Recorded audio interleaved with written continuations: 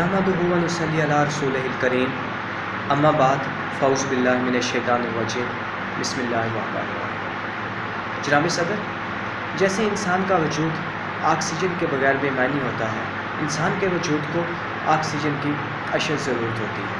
اگر انسان کے وجود کو آکسیجن نہ ملے تو یہ مٹی کے ڈھیر کے علاوہ کچھ بھی نہیں۔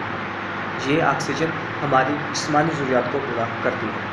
جناب صدر، اس طرح ایک اور طرح کی بھی آکسیجن ہے جو ہماری جسمانی، ہماری ذہنی اور ہماری فکری ضروریات کو پورا کرتی ہے۔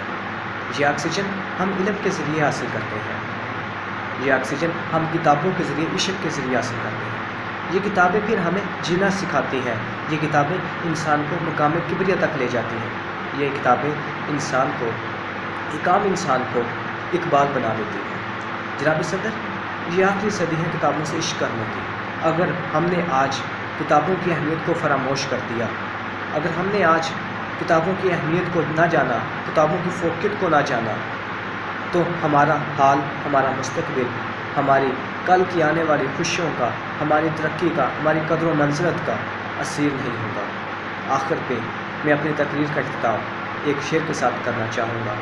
یہ عشق ہے 21ویں صدی کا، یہ عشق ہے 21ویں صدی کا، اس میں مجھ کو کھو جانے دو، اس میں مجھ کو کھو جانے دو۔ والسلام۔